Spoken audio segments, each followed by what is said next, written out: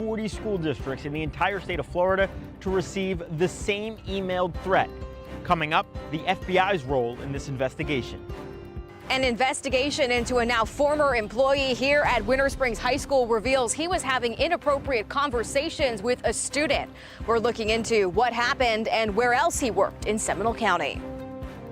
The need for food pantries is on the rise, especially with the government shutdown and workers not knowing whether or not they'll get paid.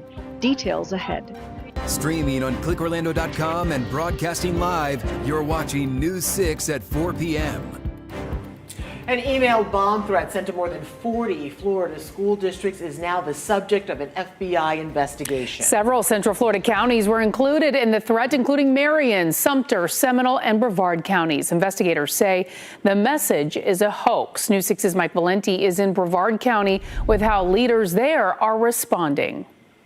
When we met with a Brevard County spokesperson outside the district building Wednesday, we learned a little more about what was inside that emailed threat, including a demand for $1,000. It was a threat against schools in general. There was no specific school mentioned, and it asked for a monetary amount to not, take action. The suggested action, Janet Murnahan says, was the placement of bombs in schools, a threat that the Brevard County Sheriff's Office determined was not credible.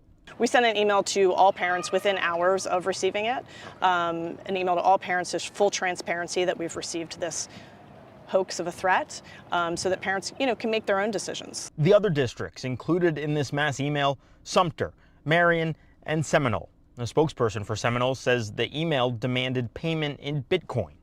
Murnahan says that although Brevard district officials do not believe any danger exists here, they still ramped up law enforcement patrols outside their schools. What is it like, I guess, as an administration official trying to swat down these swatting calls? I think we're lucky here in Brevard because Brevard Public Schools and the Brevard County Sheriff's Office have such a close relationship, and that's what we rely on in these situations, their expertise. In response to our request for comment Wednesday, a spokesperson with the FBI said the Bureau is aware of the threatening emails, going on to say, quote, "The FBI takes all reported threats seriously and, as always, encourages the public to remain vigilant and report any suspicious activity to law enforcement immediately." Reporting in Brevard County, Mike Valenti, News 6. An employee at Winter Springs High School has resigned after an investigation revealed he was having inappropriate conversations with a student. Your Seminole County community correspondent Catherine Silver just got a report that says he was a criminal justice teacher and used to be a school resource officer. She's looking into what happened and what else we know so far about this former staff member's past. I'm glad that they're no longer at the school, but I don't think it surprised anybody. Unfortunately, it's these days kind of not surprising. Parents we met at Winter Springs High School Wednesday were unsurprised but upset to learn a man who used to work here engaged in inappropriate communication with a student. I saw something online, like on Facebook, parents talking about it. Two of my sons that are students here came home and told me that there was a teacher that had had inappropriate relationships with a student here, but it was in the past. A report taken by Winter Springs Police on September 30th shows a parent told investigators her son saw text messages on his ex-girlfriend's phone from a former school resource officer and now criminal justice academy instructor, and that some of the messages were explicit in nature. This week, the principal sent this message to families, informing them an investigation had just concluded. It confirmed there was no physical relationship with a student. I don't see anything wrong with how they handled it. I guess they could have been a little more detailed about what all happened. Obviously, the teacher is no longer at the school, but, what do they know? What happened? We've been asking the school district questions too, and requesting records to learn more about the investigation and the man's employment history.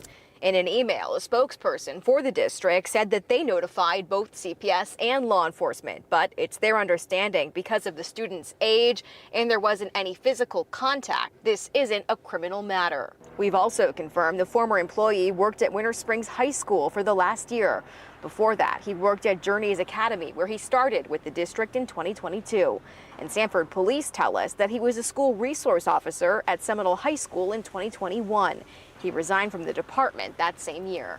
I would hope that he's never allowed to work at any kind of school or law enforcement or anything along those lines again, because he clearly cannot uphold the standards.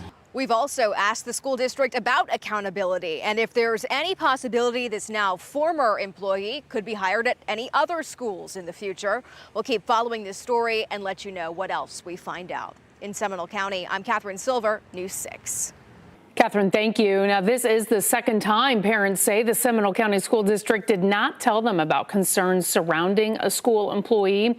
Last week, we told you about how parents are calling for the superintendent to step down. A paraprofessional at Sable Point Elementary resigned after admitting he had concerning thoughts about students. Parents say the school district failed to inform them about what happened in a timely manner. We're working to figure out what caused a house fire that killed one person inside. The house is off of Abbey Lane, not far from the I-95 in Port Orange. When firefighters got to the scene, they found the home fully engulfed in flames. First responders got 2 people out of the home and took them to the hospital. 1 person died. We spoke with a neighbor who saw the house on fire. Smoke coming out all the windows, flames in the front, and helpless feeling, just nothing I could do. I found out at that time there was somebody still inside, so just couldn't do anything.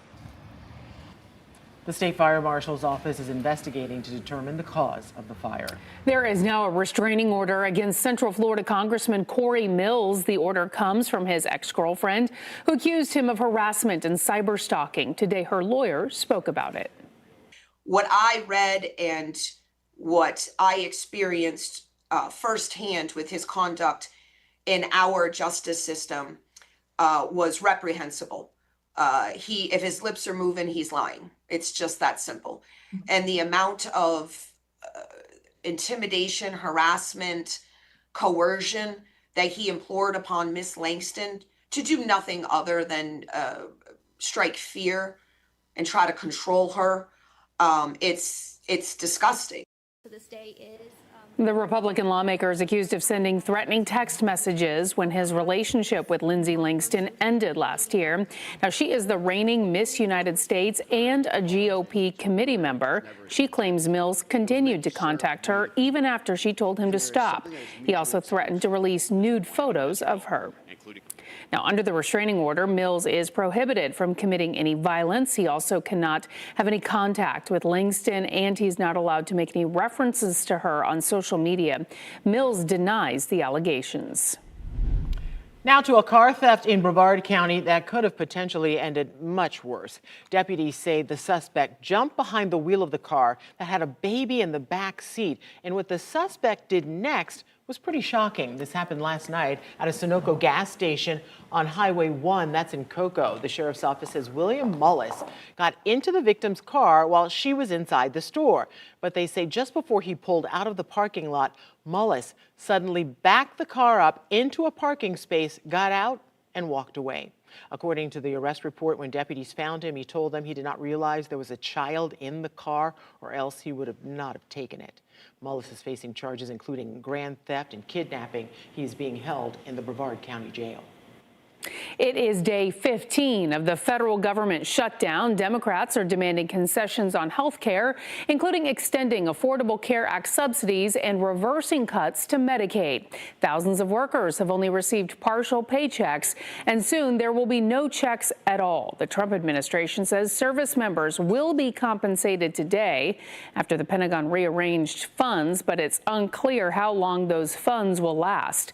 Last week, federal agencies started firing workers, and today a federal judge ordered an emergency pause to those layoffs.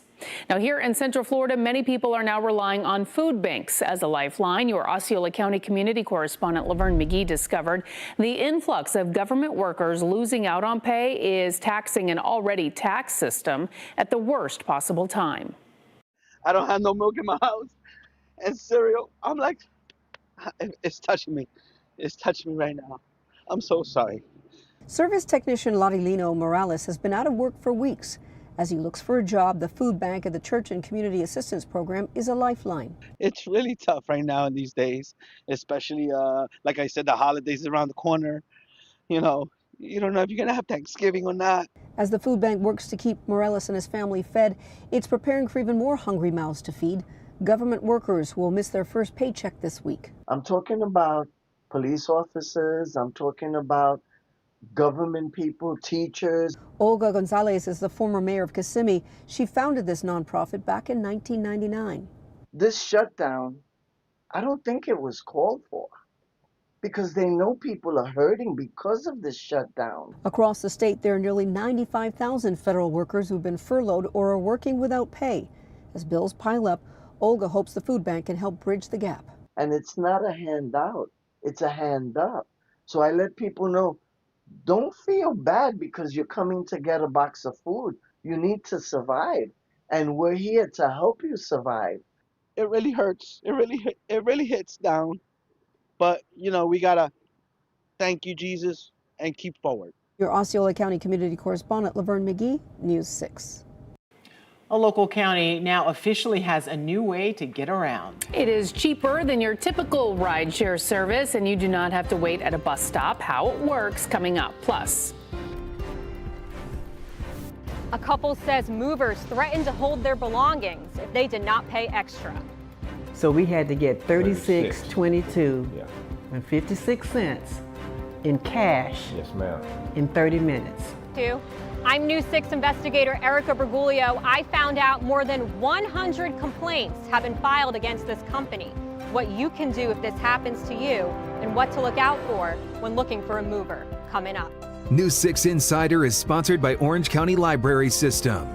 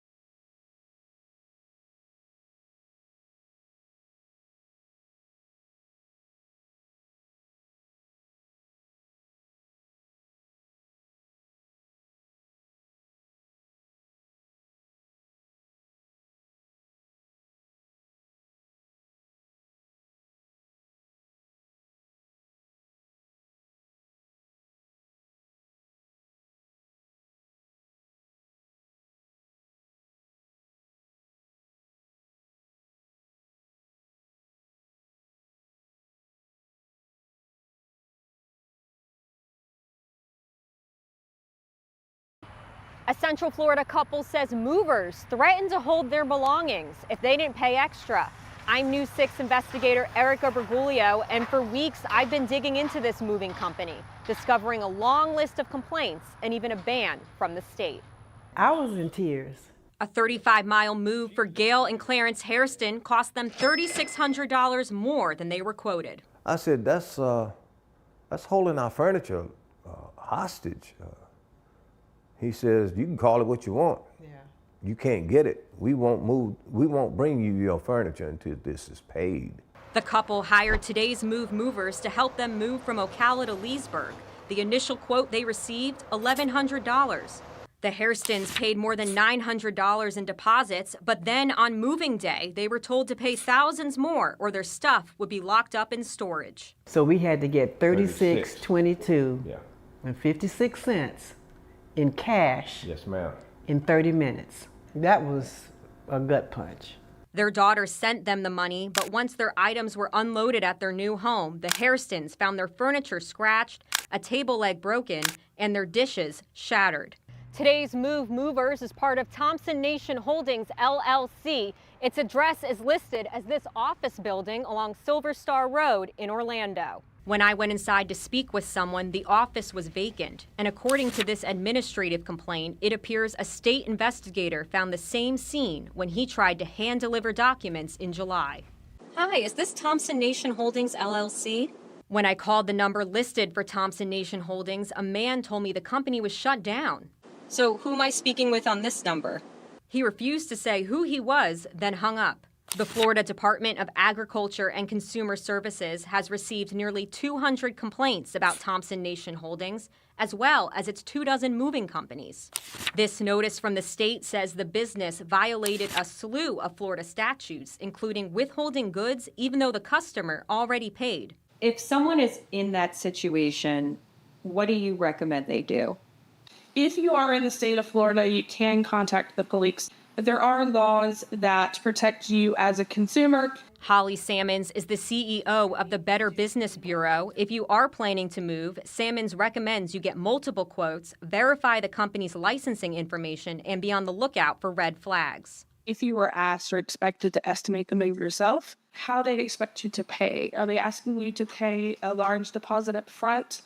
Are they wanting you to send that to them for a payment app or paying cash? Thompson Nation Holdings is banned from moving any household goods in the state of Florida. The state also denied the company from renewing its license. And as for the Hairstons, they tell me they plan to go to small claims court to try to get that money back. We'll let you know what happens. Erica Berguglio, News 6.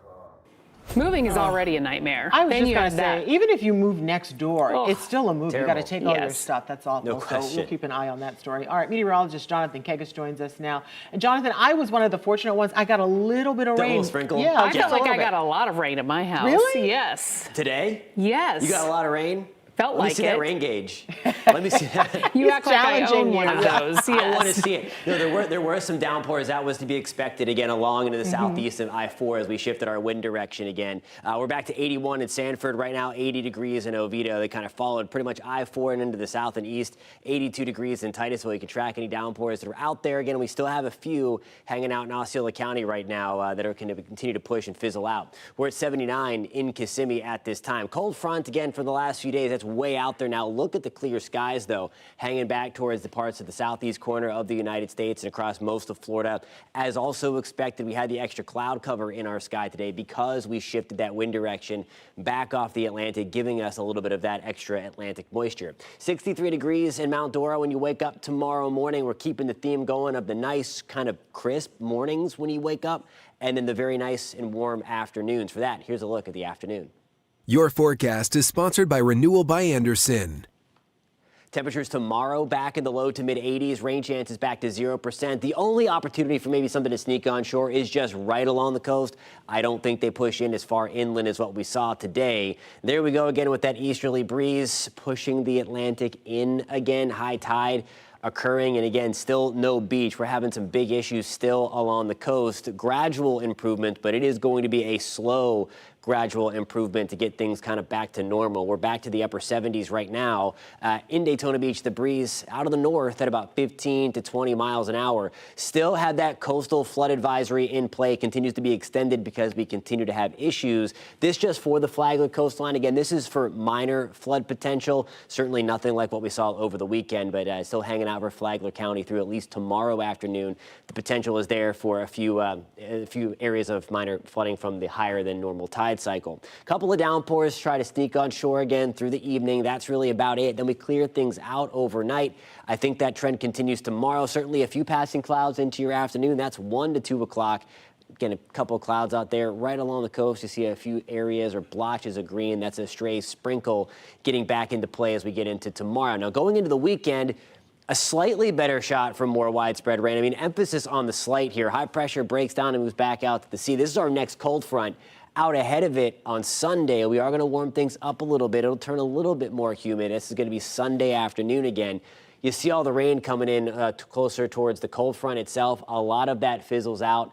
We have rain chances again for the weekend coming in at about 20%. So again, there's really nothing to write home about. We're going to be on the drier side, I think, for the better part of the next 7 days. 85 degrees on Friday, back to the middle 80s on Saturday. 20% shot for a downpour or two on Sunday into Monday. Highs over the weekend, at least the second half of the weekend, back to the upper 80s, guys. All right, Jonathan, thank you. Leaders are officially welcoming a new on-demand transportation service in one Central Florida county. Yeah, that means less waiting at bus stops. You can actually sit right in the comfort of your home or your office or at school and wait till the Scout arrives. This could really be a game changer, too. What to expect and how you can save on fares. That's next. A live look now at downtown Orlando from our Light Orlando Delivering Hope camera. You're watching News 6. We'll be right back.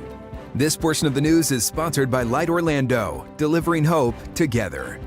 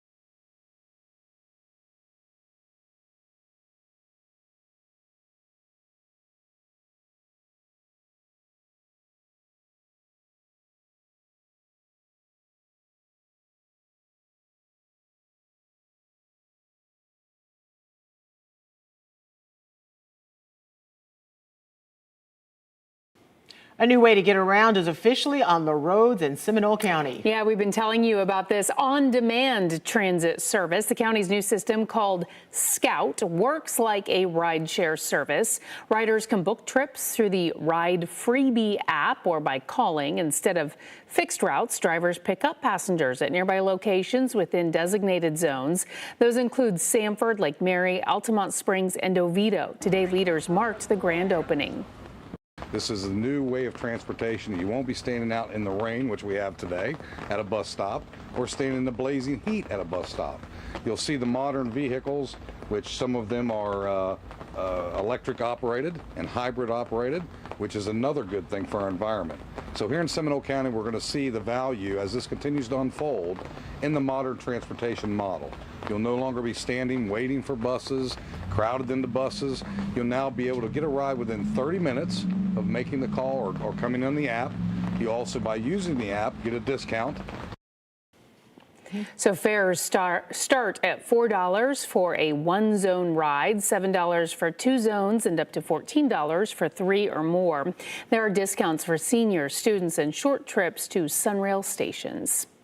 Now to a problem with dangerous sidewalks in one community. Yeah, there have already been close to 50 falls on record within the last 3 years. One person broke her tailbone and still is getting treatment. Another person, his babysitter fell. Neighbors say it's safer to just walk on the streets. We'll have their push for action next. Plus, changes could be coming to a local city's downtown where leaders are considering allowing construction on a mosque. That's next. As we take a live look over Port Canaveral, you're watching News 6. We'll be right back.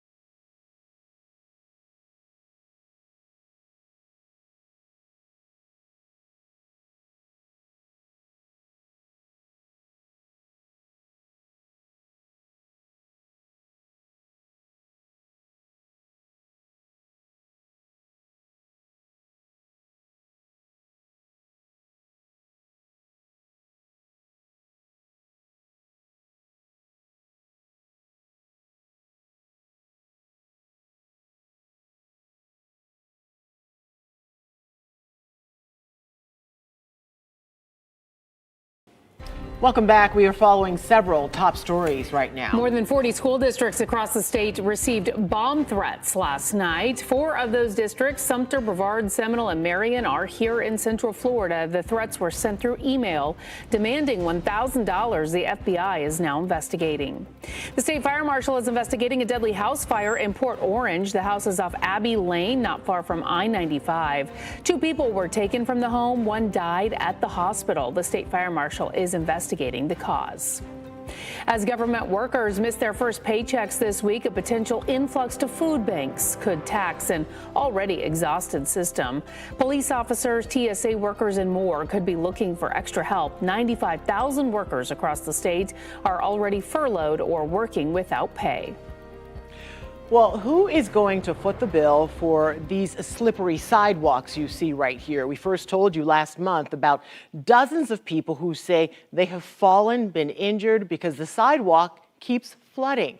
Slime and sludge building up in some places, but the fix is going to be pricey. This is all happening in the Mosaic community in Daytona Beach off of LPGA Boulevard west of I-95. Your Volusia County community correspondent Angie Casada is speaking to homeowners who have been demanding action.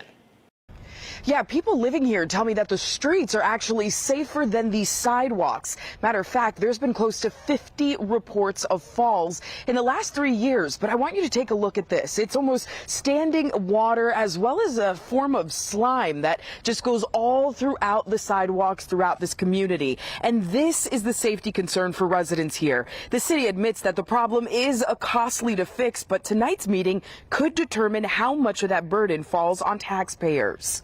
It's a neighborhood that looks picture perfect. But when you stop on Mosaic Boulevard and try to walk on the sidewalks... Be careful, Sam. Residents say it's become a nightmare. From these sidewalks. From these sidewalks. One person broke her tailbone and still is getting treatment. Another person, his babysitter fell, and we have to walk in the street. So we take the risks of walking in the streets versus the sidewalks because the sidewalks are more dangerous. The situation was brought up to the city commission in July. Now, the city and developer are now working on an agreement to fix the drainage issues and replace damaged sections. You can see the buildup of the algae and stuff and what it looks like. And the concern is we've got Halloween coming up, and we're going to have little kids walking in the area that aren't familiar with this neighborhood. It's a hazard. Under the proposed agreement, both the city of Daytona Beach and the developer would share costs for sidewalk modifications and drainage repairs. But residents say they want a clear timeline and accountability, not more delay. News 6 reached out to the city of Daytona Beach for comment, but so far we have not heard back. Homeowners here say that they hope if this agreement can be reached soon, work could start within the next few weeks. Tonight's meeting starts at 6 o'clock. Reporting in Daytona Beach, I'm your Volusia County community correspondent Angie Casada, News 6. A man accused of attacking a woman on a trail is now out of jail. He has an extensive criminal record, including another case where a woman was attacked in the same area 3 years ago. Prosecutors tell News 6 they fought for him to remain in jail, but a judge gave him bond instead. Your Orange County community correspondent Troy Campbell asked a legal expert to weigh in. The attack happened here along this stretch of the Little Econ Greenway Trail back in July. So we stopped out here and we spoke to people who say they think the suspect should still be locked up in jail. Tell me, what is your reaction to hear that he was out of jail? I hate that he's out again. I hate that this is the second time that he should still be in there. He shouldn't have gotten out in the first place. So what goes through your mind when you hear that this man has already been released from jail? I mean, my first thought is that, I love this trail and I love being outside, so that's scary to me. It's a little bit scary, for sure. People walking along the Little Econ Greenway Trail on Tuesday evening, reacting to the release of 23-year-old Jacoby Tillman. The person is out of jail tonight. Not safe. And also, there should be maybe posters or something stating that this happened here, because there's a lot of people who jog, walk with their families. The Orange County Sheriff's Office arrested Tillman on Friday on charges of attempted sexual battery and battery by strangulation after an attack in July where the victim says he grabbed her from behind. So you're saying he's a flight risk? Yes, Your Honor.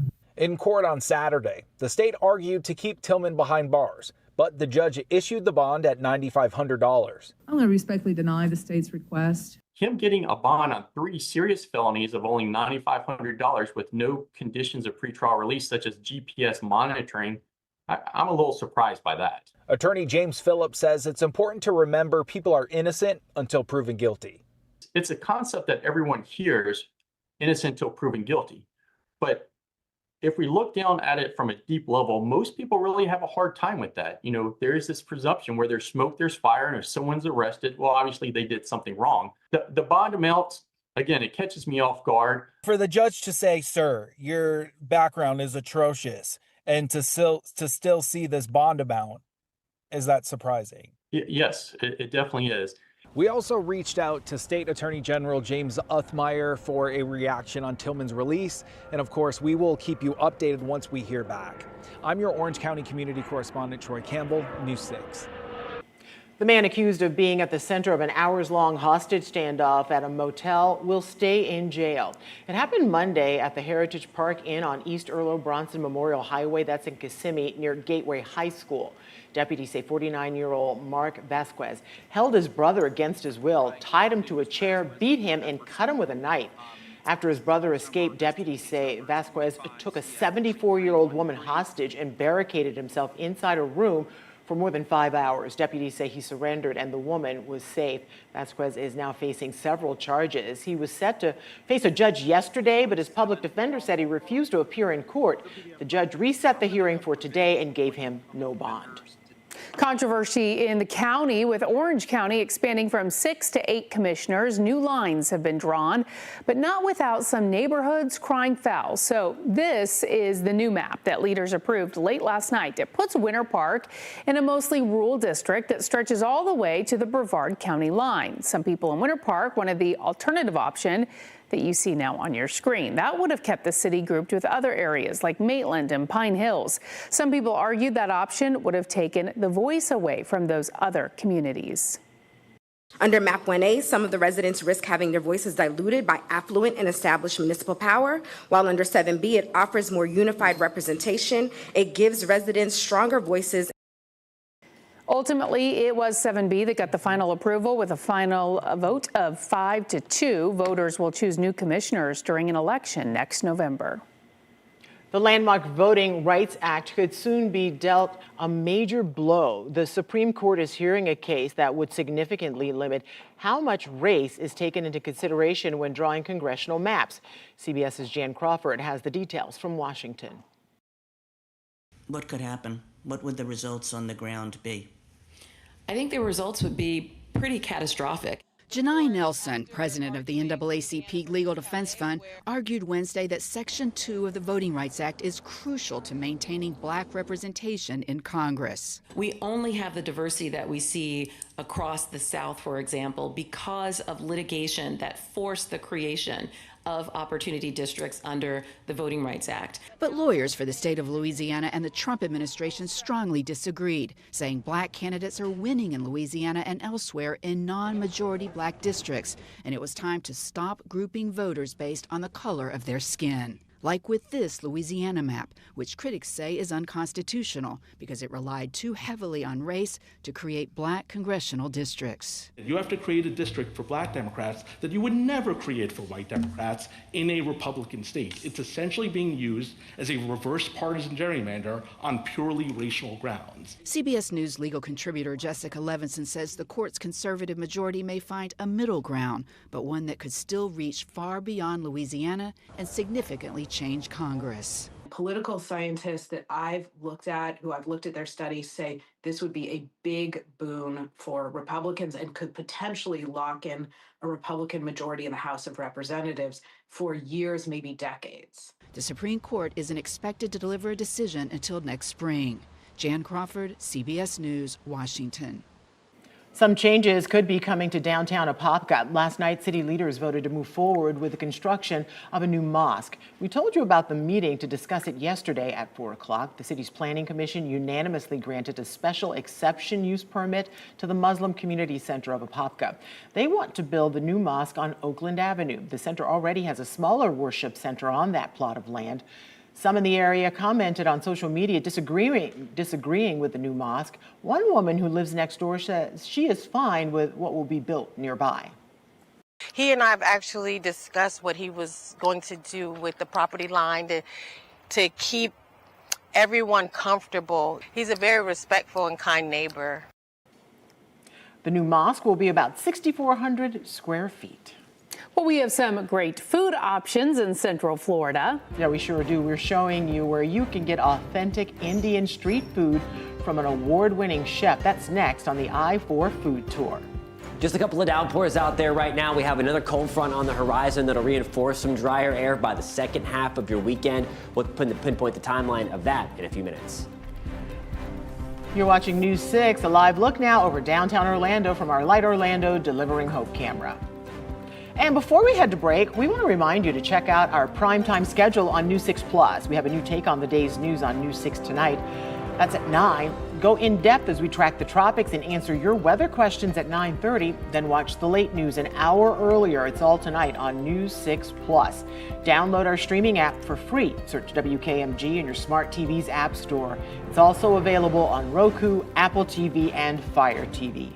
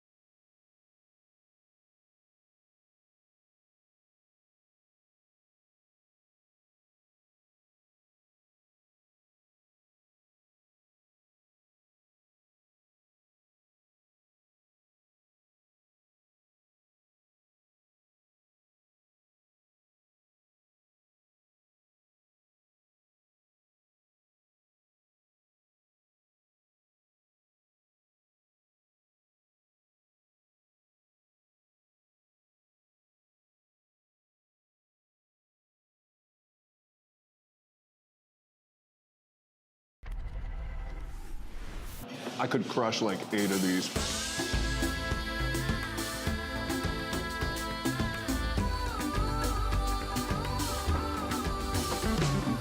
This RV from Giant Recreation World is big and bold, and fortunately, I know a chef with the flavors to match. Today, we're going to Bombay Street Kitchen in Orlando. Hi, how are you? I'm good. I'm excited to try some Bombay street food, but if I'm going to get one thing on this menu, what does it have? You should try our street dosa. That's one of the best things we can sell here for you.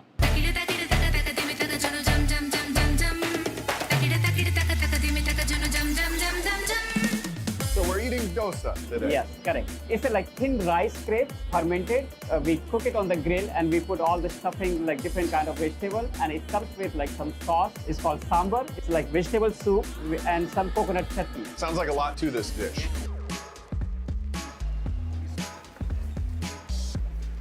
I'm here at the Bombay Street Kitchen, getting ready to try some dosa, which I had really never heard of before.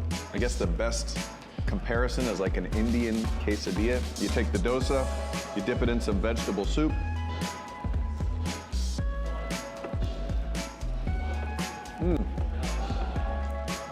There are so many flavors in that, you would have a hard time counting. That is fantastic.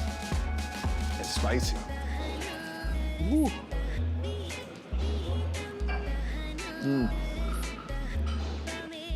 So on the inside, there's all these crunchy vegetables.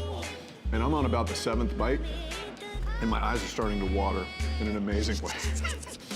The outside, sort of like a soft crepe. I don't even understand how he made that with his hand back there and some sort of magic, but it is good, it is heat. It's got a little bit of a curry flavor to it. It's just fantastic. The I-4 food tour, getting some authentic Indian food straight from the streets of India. Bombay Street Kitchen, I would come back tomorrow. Sponsored by Giant Recreation World. Visit Giant Recreation World today. Love Indian food. Yeah, it's so good. Yeah, we're both hungry right now looking at that. Meteorologist Jonathan Gegas joins us now with what's going on radar. Some people are getting a little bit of rain out there. Just a little bit, unless you're at Lisa's house, then you've got like 10 inches of rain today, from what I understand. I was not happy earlier today. So there are those downpours. Again, we were talking yesterday along in southeast of I-4 would be the best opportunity because we've shifted our wind back. Again, rain chances obviously not that high today. You can track anything that's out there with the free News 6 weather app. Kissimmee back into St. Cloud. We're on the drier side. We had this downpour pass through on the south side of Lake Toho. This is going to be heading towards us, towards Poinciana. So again, a quick hitting downpour in the works for us into Southport. Likely going to stay to the south and east of Poinciana. But nonetheless, these are going to be quick hitting tonight. Not going to amount to a ton of rain. We have extra showers. These are very light on the south side of Oak Hill. Early heads up in Scottsmore tonight, closer to Mims, as we're going to be watching these very light showers, maybe a quick hitting downpour in the mix, push on shore. The rest of the evening going to be on the drier side, especially the further west you are, where we could use the rain. There's 9 o'clock on your Wednesday evening later on tonight, and again, a couple of stray showers in the mix. We'll shift the wind direction to a more northerly component tomorrow, so expecting a little more sunshine as a result of that. Not as many clouds around, I think, tomorrow. That's 11 o'clock on your Thursday morning. Tomorrow morning, just a few passing clouds in the mix. And then you see that kind of northeast to southwest orientation again. That will allow for just a few stray coastal showers tomorrow. I don't think those ones push as far inland as what they did today. Live look outside Port Canaveral, Brevard County with our Launch Credit Union camera tonight. A few of those puffy clouds out there. Nice shot there at the port. We're hanging around 80 degrees right now. The breeze, it's at about 10 to 15 miles an hour tonight. Now here's a look at tomorrow. Your forecast is sponsored by Ramjack. Temperatures back to the low to mid 80s. I think we'll see a little more sunshine tomorrow, so it'll bump up our temperatures a couple of degrees. Rain chances back to pretty much 0%. Again, just along the coast for us there. I'll be watching for a couple of stray downpours to try to sneak on shore throughout the course of the afternoon. Okay, on the tropical front, if you've been on the social media pages, then you know what we're about to talk about here because it's running rampant. It's certainly something to keep in mind as we get deeper into October here. The tropical wave itself just rolled off of Africa. It's going to be an agonizing watch as the wave crosses the Atlantic. But nonetheless, October 22nd to October 28th, the Climate Prediction Center, they do this every Tuesday. They highlighted the area of the Caribbean for at least potential tropical development. And there is, again, a wave out there to track. The environment looking pretty good. This is where we look, though, this time of the year. So it's nothing out of the ordinary. The thing that is out of the ordinary is a tropical wave rolling off in the middle of October, kind of behind schedule for that. But the discombobulated wave right now, and again, it should enter the Caribbean as we get towards the end of next week. Again, we're still 7 to 10 days away from any kind of development. Latest ensembles. And again, these are the best things to look at if you like looking at the models, because those individual runs, they're going to go crazy. They're going to flip-flop. They're going to show different things, show the storm, then take it away. The ensembles are much more, they show some of the uncertainty in it. They have a bunch of those lines, if you know what I'm talking about, if you're familiar with that stuff. But you see the bullseye here in the Western Caribbean. That's going to be all the way to Saturday, October 25th. And that's greater than a 50% shot for at least a tropical depression to form. Something we're watching. It's really nothing to write home about yet. Some of those, again, model runs have been crazy. I'm going to talk much more about this. I can go on forever. I only have a couple of minutes. So join me tonight, 9:30. We're here every night, Monday through Friday on News 6 Plus and on the News 6 YouTube page. We'll show you the individual ensembles, and you can see exactly what I'm talking about and the best things to look at if you're into tracking the tropics with us. Temperatures back into the middle 80s. Thursday and Friday should be a relatively quiet start to the weekend. Just a stray opportunity for a downpour Sunday into Monday as a cold front slides through, guys. If you're going to track it right. Oh, All yeah, right. that's right. Thank you, Jonathan. Well, open your camera app, scan the QR code on your screen right now, and click the link. We want to see your weather pictures and videos. They could end up on TV. You can also go to clickorlando.com/pins and upload your pictures and videos that way. Well, it's hard to believe, but the Epic Universe only being open for just a few months, Universal is already revealing plans for its next theme park in Texas. And this one is for the kids. We'll show you what you can expect and which beloved characters will take over 7 separate lands. That's next. As we take a live look at Mount Dora, you're watching News 6. We'll be right back. Coming up in the morning, tens of thousands of bikers rolling into Volusia County. The changes they can expect to see as Biketoberfest officially gets underway. And it looks like the weather is just going to be perfect for that. Candace will have updates on your forecast every 10 minutes. We'll see you for News 6 mornings starting at 6.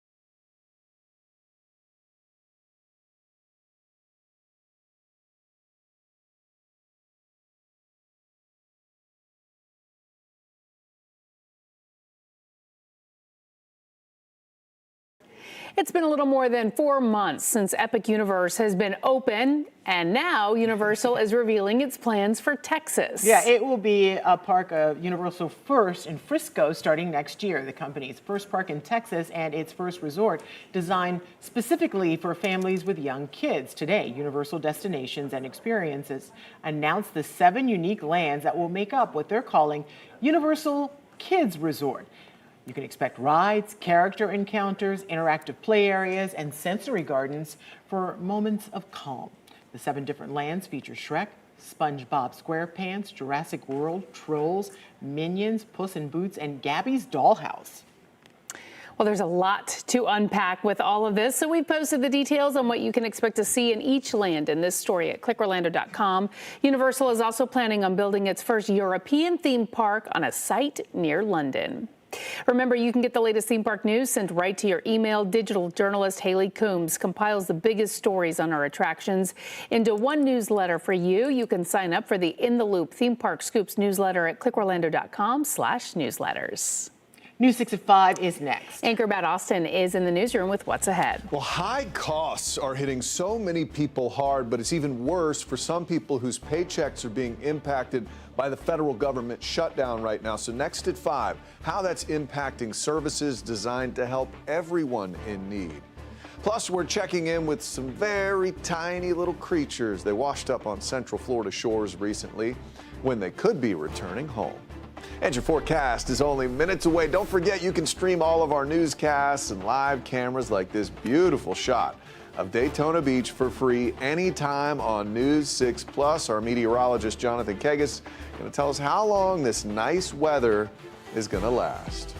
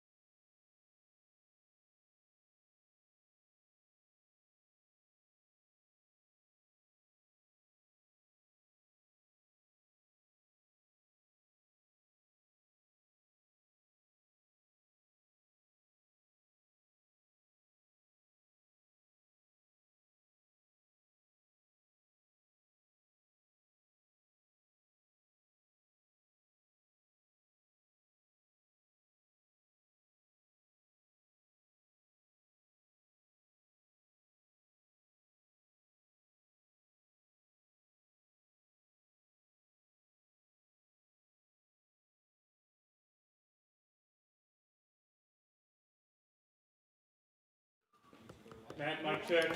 Hey, mic check. I'm Matt Austin. We're learning an employee at Winter Springs High School has resigned. 1 minute. Lisa, mic check. Mic check 1, 2, 3, 4, 5, 6, 7, 8. Mic check. We are working to learn what caused a deadly fire this morning. It happened.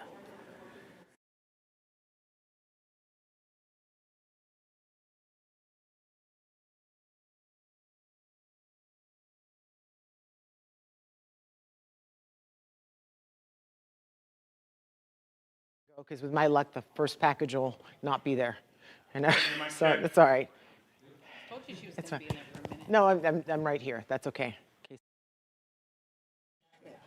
will just be there like this. Oh, guess I gotta go to work. Like, what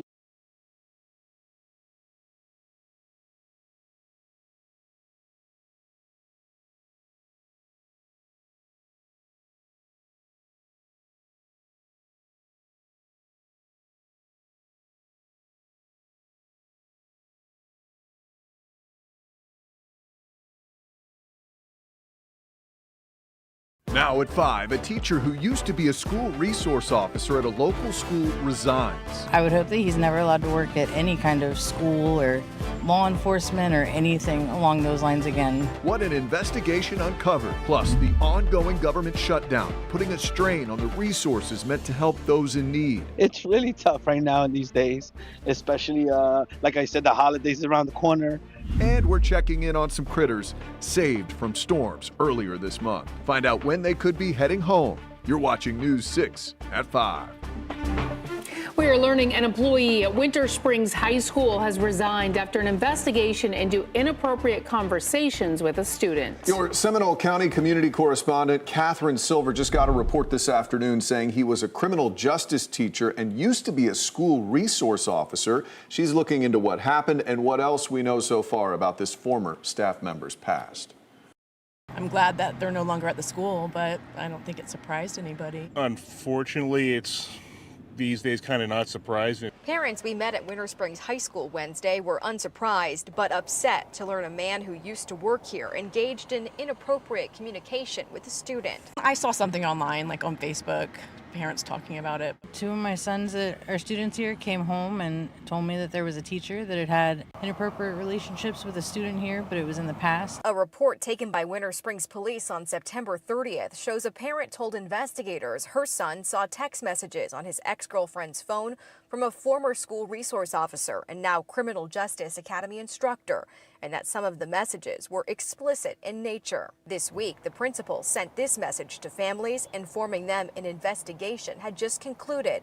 It confirmed there was no physical relationship with a student. I don't see anything wrong with how they handled it. I guess they could have been a little more detailed about what all happened. Obviously, the teacher is no longer at the school, but, you know, what do they know? What happened? We've been asking the school district questions too and requesting records to learn more about the investigation and the man's employment history. In an email, a spokesperson for the district said that they notified both CPS and law enforcement, but it's their understanding because of the student's age and there wasn't any physical contact, this isn't a criminal matter. We've also confirmed the former employee worked at Winter Springs High School for the last year. Before that, he worked at Journeys Academy, where he started with the district in 2022. And Sanford police tell us that he was a school resource officer at Seminole High School in 2021. He resigned from the department that same year. I would hope that he's never allowed to work at any kind of school or law enforcement or anything along those lines again, because he clearly cannot uphold the standards. We've also asked the school district about accountability and if there's any possibility this now former employee could be hired at any other schools in the future. We'll keep following this story and let you know what else we find out. In Seminole County, I'm Catherine Silver, News 6. Well, the FBI is investigating email threats made to dozens of schools, including at least 4 in Central Florida. Anchor Ginger Gadsden joins us now in studio with the latest on this. And Ginger, these threats went statewide. Yeah, Lisa and Matt, more than 40 Florida school districts, including Marion, Sumter, Seminole, and Brevard counties, received bomb threats via email this morning. Here's the good news, though. It didn't take schools very long to figure out these were all hoaxes, but districts still responded quickly and decisively, ramping up law enforcement patrols outside of the schools. We sent an email to all parents within hours of receiving it, an email to all parents, there's full transparency that we've received this hoax of a threat, so that parents, can make their own decisions. And the FBI just got back to us saying it is aware of the threats and encourages everyone to report suspicious activity to police immediately. Lisa? Ginger, thank you. State fire crews are working to figure out what caused a deadly fire in Volusia County this morning. Port Orange Fire Rescue was called to a fire on Abbey Lane around 8 this morning. Firefighters found the home engulfed in flames. They were able to get 2 people out and take them to the hospital, but 1 person died. The fire marshal is still working to pinpoint the cause. Well, today marks day 15 of the government shutdown. While the U.S. House remains on recess until next week, thousands of government workers are about to get only part of their paycheck. And unless a deal is made soon, the next one won't come at all. The White House says service members will be paid today after rearranging Pentagon funds, but that may not last long. A federal judge has ordered an emergency pause to layoffs during the shutdown. Democrats are demanding concessions on health care, including extending Affordable Care Act subsidies and reversing cuts to Medicaid. The Trump administration is giving $20 billion to bail out a right-wing wannabe dictator in Argentina. But Republicans are unwilling to spend a dime to provide affordable health care to working-class Americans. As the shutdown continues, some airports are dealing with delays and cancellations, with air traffic controllers only getting partial pay right now.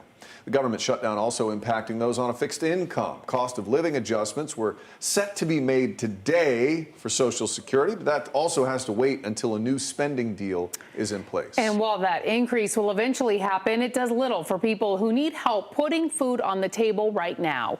As your Osceola County community correspondent Laverne McGee found out, workers impacted by the shutdown are putting more pressure on Central Florida's food banks. I don't have no milk in my house and cereal. I'm like, it's touching me. It's touching me right now. I'm so sorry. Service technician Laudelino Morales has been out of work for weeks. As he looks for a job, the food bank at the Church and Community Assistance Program is a lifeline. It's really tough right now in these days, especially, like I said, the holidays around the corner. You know, you don't know if you're going to have Thanksgiving or not. As the food bank works to keep Morales and his family fed, it's preparing for even more hungry mouths to feed. Government workers will miss their first paycheck this week. Olga Gonzalez is the former mayor of Kissimmee. She founded this nonprofit back in 1999. This shutdown, I don't think it was called for, because they know people are hurting because of this shutdown. Across the state, there are nearly 95,000 federal workers who've been furloughed or are working without pay. As bills pile up, Olga hopes the food bank can help bridge the gap. And it's not a handout, it's a hand up. So I let people know, don't feel bad because you're coming to get a box of food. You need to survive, and we're here to help you survive. It really hurts. It really hits down. But, you know, we got to thank you, Jesus, and keep forward. Your Osceola County community correspondent Laverne McGee, News 6. One thing that isn't being impacted by the government shutdown, federal student aid for college students. Applications for FAFSA, the free application for federal student aid, went live today. The form sends student financial info to any schools they're interested in attending, which will impact how much financial aid those students receive. Because of the shutdown, experts recommend filing out soon, but Florida students have a hard deadline to submit it by May 15th, so there's some time. Some people living on Orlando's west side will have the chance to hear from the candidates looking to represent them. They include former Orlando City Commissioner Regina Hill, who was ousted from office after a felony indictment. She's, of course, trying to get her District 5 seat back. She's up against her successor, current Commissioner Shan Rose, and veteran community activist Lawana Gelzer. Your Orange County community correspondent Jarrell Baker joins us now live from the John H. Jackson Neighborhood Center on Carter Street, where they are all set to debate tonight. Jarrell? Yeah, that's right. And last time they had a debate, it was a heated exchange, and a lot of people are expecting that now. There are three passionate candidates that a lot of people in the community are still trying to figure out who they're going to support. We were in the neighborhood already, and we saw all the signs everywhere, and we know that Hill is still awaiting trial right now. Now, the former Orlando City Commissioner won the election in 2013 and in 2021, but lost her seat after she was suspended by Governor Ron DeSantis last year. Now, she's accused of exploiting an elderly woman and using more than $100,000 of her life savings on personal luxuries. Now, Hill says that she's innocent.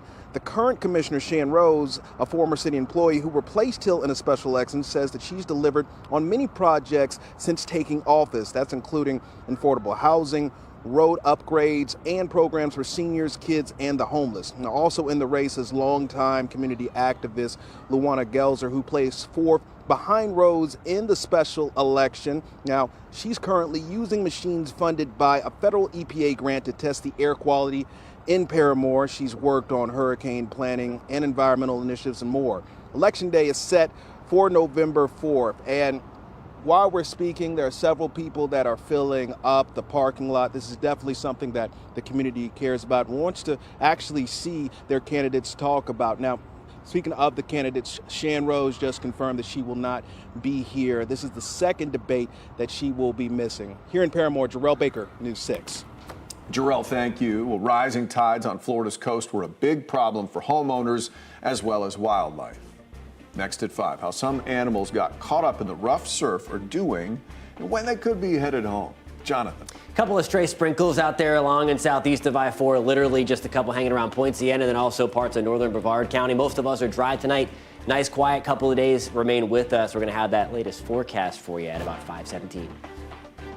And later, a once under control disease is now spreading in the southeast, and it has doctors asking one question: why? You're watching News 6 at 5. We'll be right back.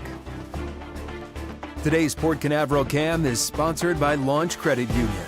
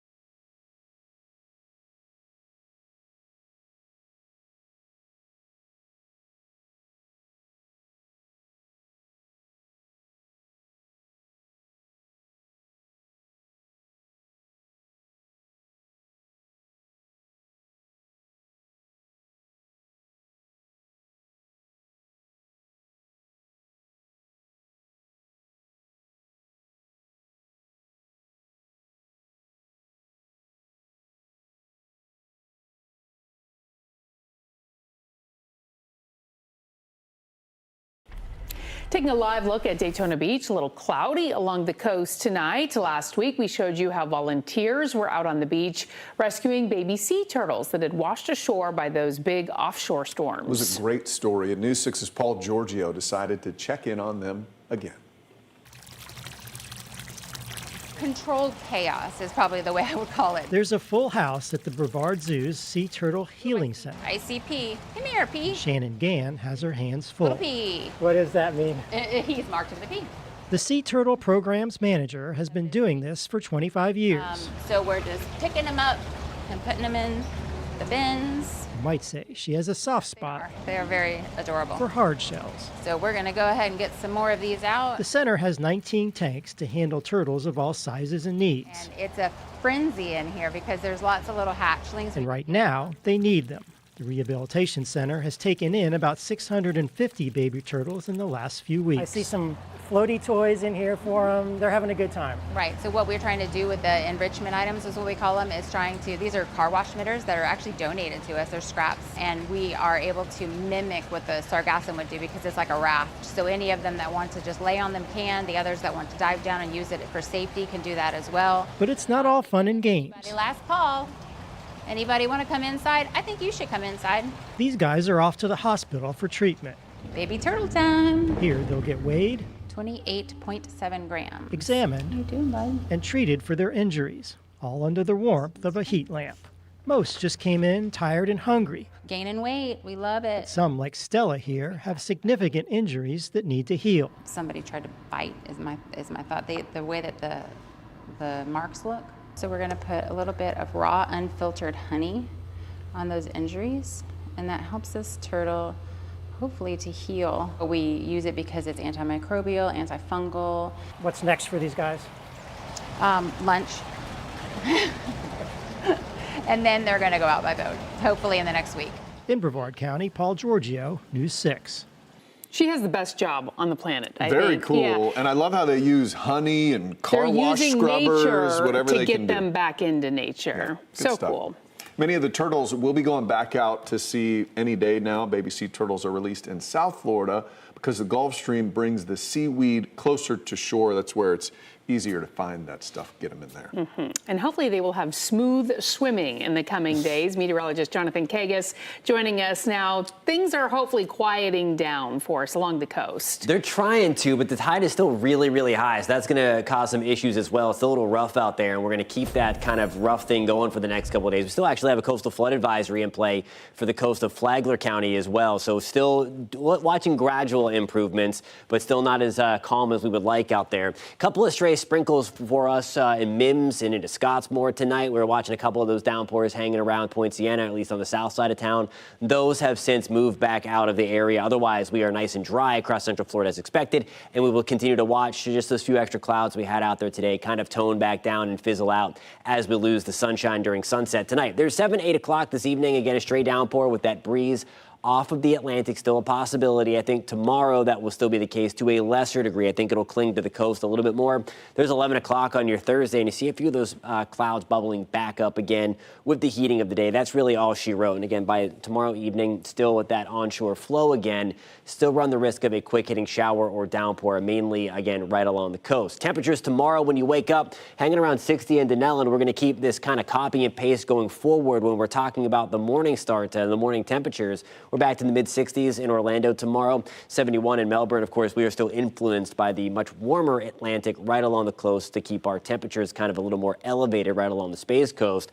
And we've strung together a nice, pretty nice stretch here. You see the morning temperatures again. These are what we're looking at here for the calendar so far of October. Over the last couple of weeks, really through the first 14 days of October, you can clearly see where the change came in from the way above normal temperatures from the week of the 5th to the 11th, and then that cold front came through, and then here you see it the 12th, the 13th, and 14th at or even a couple of notches below where we should be, and that is something that is going to continue. Now here's a look at tomorrow afternoon. Your forecast is sponsored by Payne Law. Rain chances pretty much 0% tomorrow. Just watching right along the coast for a quick hitting shower or downpour to sneak on shore for a very short time. We're back to the mid-80s tomorrow in Leesburg. I think we see more sunshine all around Central Florida tomorrow. We're at 84 in Mount Dora, Palm Coast. Good evening. We are back to 81 degrees tomorrow afternoon. And again, a very nice day if you're heading out to into Point Siena, hanging around Celebration. We're back to 83 degrees by 2 o'clock into the afternoon. 4 o'clock, we're back into the middle 80s. So the nice, very nice weather, the weather continues. Stray downpours still staying with us again, just right along the coast. And again, as we get into the next couple of days, that comfy stretch continues. The warm afternoons, the cool, borderline crisp mornings with temperatures in the 60s.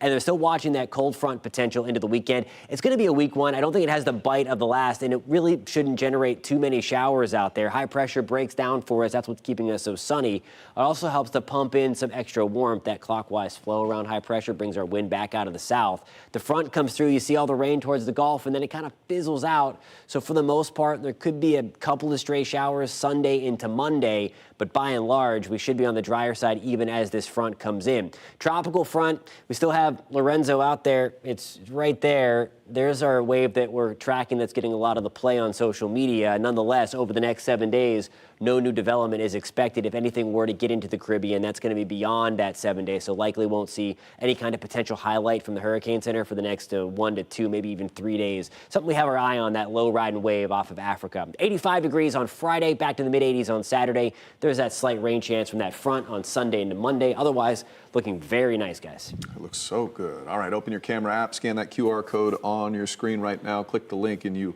will be able to put your pictures and videos for the weather so we can see them and put them on TV. You can also go to clickorlando.com/pins, upload your pics and videos that way. After the break, what some doctors say may be behind an illness outbreak in a nearby state. Your Wednesday evening traffic alert. So overnight, I-4 is good over here, but Champions Gate under I-4 closed from about 10 till about 5:30 in the morning. It has been causing some delays, so just make sure you're paying attention out there. Then east and westbound, the lane closures out between I-4 and 528. So those have been causing some issues, but always picking up pretty much on time. And then southern portions of the turnpike, some minor slowdowns scheduled, but no shutdowns. I'm Trooper Steve with your News 6 traffic alert. Drive safely. I'll catch you in the morning. Here's a live look at downtown Orlando from our Light Orlando Delivering Hope camera. Another beautiful day in Central Florida. Some rain showers here and there. You're watching News 6 at 5. We'll be right back.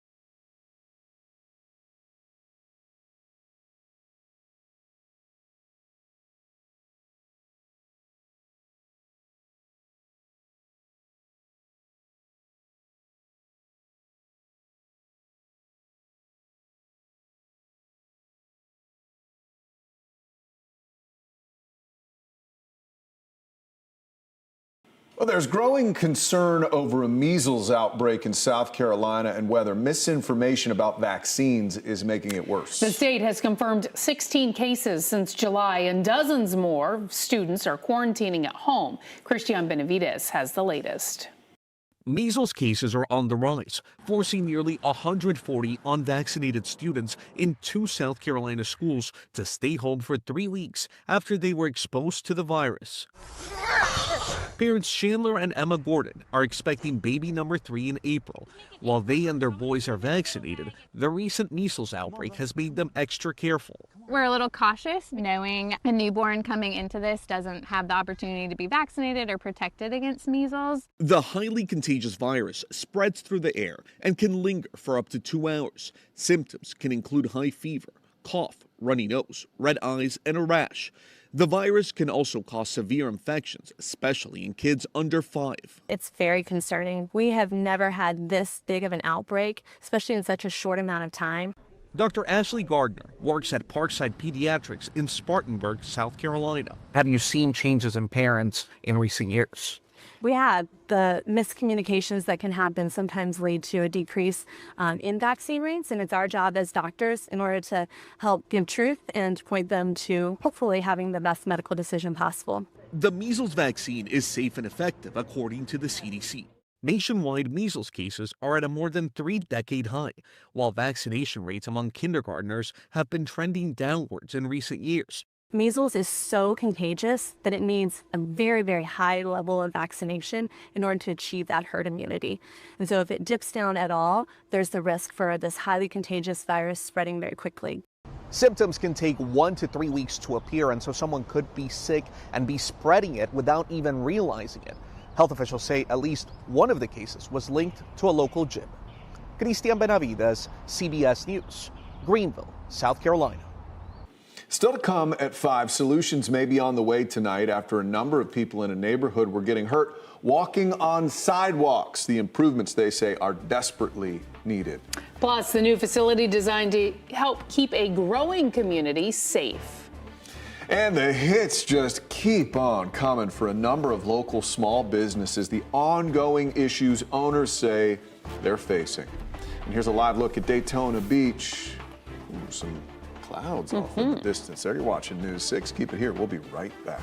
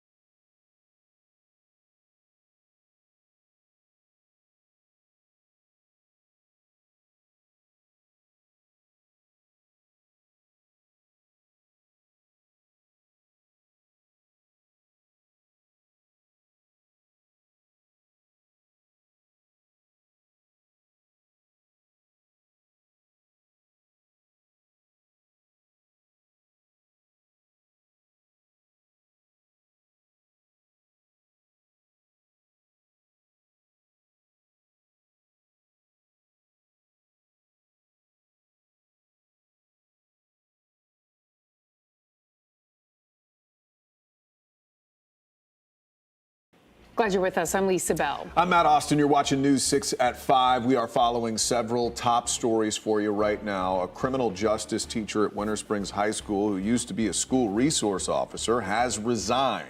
This after an investigation revealed he was having inappropriate conversations with a student. In a message sent to families this week, the principal informed them the investigation had just concluded and confirmed there was no physical relationship with the student. An anonymous bomb threat was sent to 40 school districts yesterday evening, including 4 in Central Florida. Those 4 are Sumter, Brevard, Seminole, and Marion County. The threat is believed to be non-credible, but did demand $1,000. Brevard County ramped up security there. We've asked the FBI for more information. We are working to learn what caused a deadly fire this morning. It happened off Abbey Lane in Port Orange near the Turnpike. 2 people were taken to the hospital. One of them died. The state fire marshal is investigating.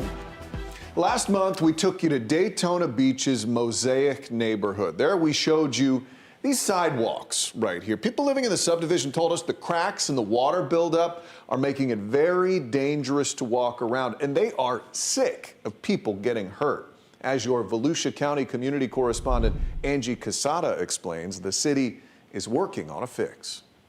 Yeah, people living here tell me that the streets are actually safer than the sidewalks. Matter of fact, there's been close to 50 reports of falls in the last 3 years. But I want you to take a look at this. It's almost standing water as well as a form of slime that just goes all throughout the sidewalks throughout this community. And this is the safety concern for residents here. The city admits that the problem is costly to fix, but tonight's meeting could determine how much of that burden falls on taxpayers.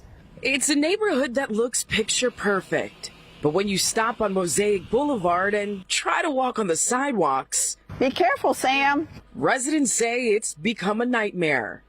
From these sidewalks. From these sidewalks. One person broke her tailbone and still is getting treatment. Another person, his babysitter fell, and we have to walk in the street. So we take the risks of walking in the streets versus the sidewalks because the sidewalks are more dangerous. The situation was brought up to the city commission in July. Now, the city and developer are now working on an agreement to fix the drainage issues and replace damaged sections.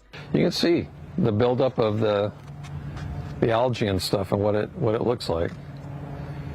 And the concern is we've got Halloween coming up and we're going to have little kids walking in the area that aren't familiar with this neighborhood. It's a hazard. Under the proposed agreement, both the city of Daytona Beach and the developer would share costs for sidewalk modifications and drainage repairs. But residents say they want a clear timeline and accountability, not more delay. News 6 reached out to the city of Daytona Beach for comment, but so far we have not heard back. Homeowners here say that they hope if this agreement can be reached soon, work could start within the next few weeks. Tonight's meeting starts at 6 o'clock. Reporting in Daytona Beach, I'm your Volusia County community correspondent Angie Casada, News 6. An officer and a mom picking up her child caught on camera trading punches outside a school. And tonight, civil rights attorneys Ben Crump, Harry Daniels are calling for accountability from the Jacksonville Sheriff's Office. Alicia Hatcher from our affiliate in Jacksonville was at today's press conference. Justice for the Jacksonville 3. That's the call from civil rights attorneys Ben Crump and Harry Daniels, standing beside 3 women who say Jacksonville Sheriff's officers wrongfully arrested them. All I was trying to do was get my daughter out of school without getting wet, drenched in the rain. That's all, and none of this, everything that happened, that was just like uncalled for, and it was not fair. At the center of it, Erica McGriff. She says what started as a simple attempt to pick up her 9-year-old daughter from school in the rain quickly spiraled into an unnecessary confrontation with police. But JSO says she walked away from an officer who was asking about a running car that she was driving illegally, and then punched the officer while he was trying to detain her. Body camera and cell phone footage captured the tense confrontation between McGriff and Officer Randy Holton as words are exchanged and the encounter escalates. Moments later, Holton is seen grabbing McGriff and taking her to the ground as she tries to pull away.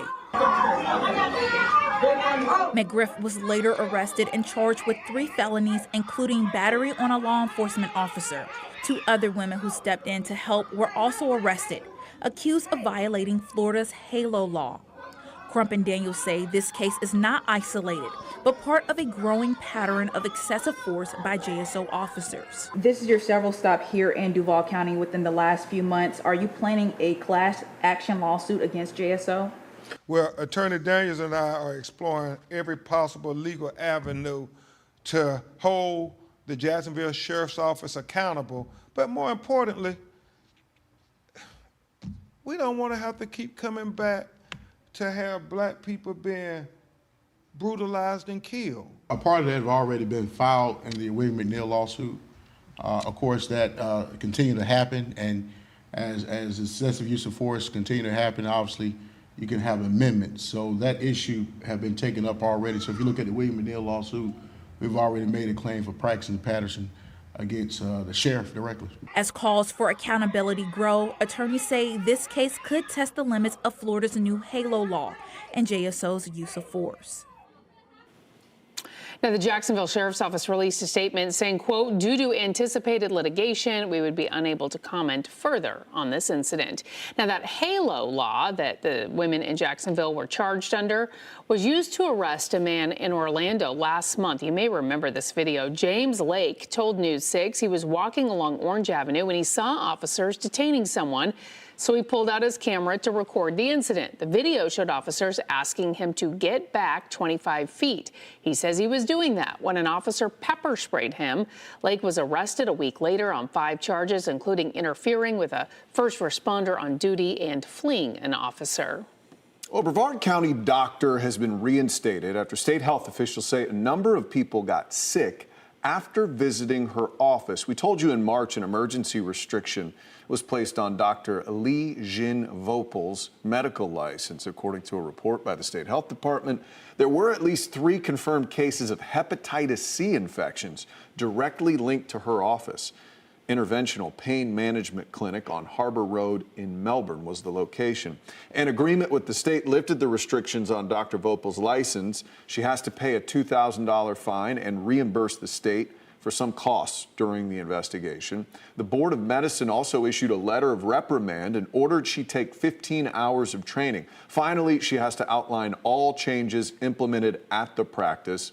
And office procedures will be inspected by risk management, which will outline how well the office is following recommendations. The state says despite the restrictions on the license being lifted, there's still an emergency order in effect for the surgery facility. More than 4 months after Governor DeSantis vetoed the idea, the Florida House began a renewed effort to repeal a decades-old law preventing some people from pursuing key damages in medical malpractice lawsuits. So today, the House Civil Justice and Claims Subcommittee approved a proposal filed for the 2026 legislative session. It would repeal a 1990 law that prevents people who are 25 years and older from seeking non-economic damages in medical malpractice cases involving deaths of their parents. The same law also blocks parents from seeking those damages in malpractice cases involving the deaths of their children who are 25 or older. How is it just for a family to be able to recover non-economic damages when their loved one dies in a car accident, but not for death due to medical malpractice? Healthcare and business groups are lobbying against the change, saying it would drive up malpractice insurance costs and lead to doctors deciding not to practice in Florida. We pay the highest malpractice rates in the country. And if your goal is to just throw another golden bone to the trial lawyers, you can feel free to do that. But if you actually want physicians who are well-trained, well-experienced to stay here in Florida and take care of you and your patients, you need to reconsider this. When the governor vetoed similar legislation earlier this year, he said it could open the floodgates for litigation. Well, when seconds count, every mile matters. That was the message as officials cut the ribbon on a new fire station in Osceola County. Service has been a major issue there. Your Osceola County community correspondent, Stephanie Rodriguez, shows us how it fills a need there. First responders are ready to move in and start running calls from here, Station 75. It's the 3rd brand new Osceola County Fire Rescue Station to open since 2020. what I like to say is the plan that we put together puts the best people in the right place at the right time to make a difference. Osceola County has added 130 new positions since 2020, and now a new group will call Station 75 home. This will be the third brand new fire station in the last 5 years. It'll be the fifth station we've opened in the last, sixth station that we've opened in the last 5 years. The station will cover parts of Four Corners, Celebration, Reunion, and Champions Gate. It's a lot of tourists, but a lot of residential. And there's a lot of density within that area, which makes it very difficult to get around. So having more stations there makes it easier for us to respond to emergencies because of all of that. The location of Station 75, in between the Celebration and Linfield stations, is designed to improve overall reach. So basically we split the difference. But since we put that fire station, identified that location for that fire station to be placed at Fooney Steed and Entry Point, we were able to move the fire station that was at Linfields over off to West Side, making better coverage and improving our response time in two areas at the same time. And more fire stations are on the way. The county tells me that 2 more are expected to open in the coming months. I'm your Osceola County community correspondent, Stephanie Rodriguez, News 6. Well, with rising costs and supply chain issues, more businesses are struggling to make ends meet. And those issues are even bigger for small businesses, where one owner tells us all their issues began. That's coming up. Jonathan? Just a couple of showers out there, mainly along the coast. The stuff that we had inland fizzling out. Should be a very nice evening. We'll talk about the rest of the week ahead. We'll have a look at the tropics as well, coming up at about 5:47. And later, the flaw more employers say they're seeing in job applications. And you can try out the all-new primetime schedule on News 6 Plus. Ginger and I have a new take on the day's news on News 6 tonight. That's at 9. Go in depth as we track the tropics and answer your weather questions with meteorologist Jonathan Kegas at 9:30. Then watch the late news an hour early. It's all tonight on News 6 Plus. And you can download our streaming app for free. Just search WKMG in your smart TV's app store. It's also available on Roku, Apple TV, and Fire TV.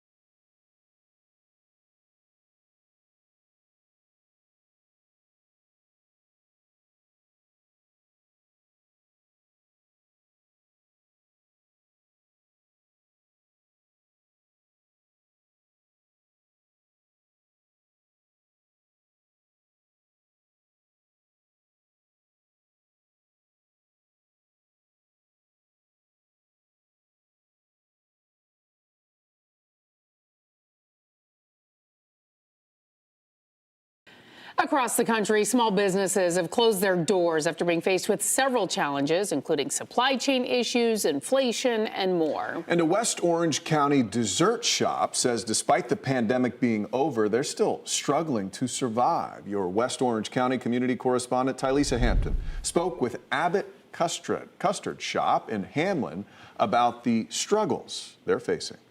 The owner of this frozen custard shop says she's been doing everything to make sure this door stays open because they want to make sure they're making every scoop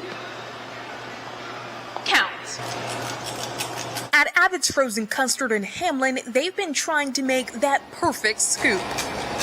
But there's a big problem. These past few months have really gone down in terms of sales. Owner Jennifer Pletcher opened the shop in 2019, surviving things like inflation, supply chain issues, but it was since the COVID-19 pandemic a major issue has grown.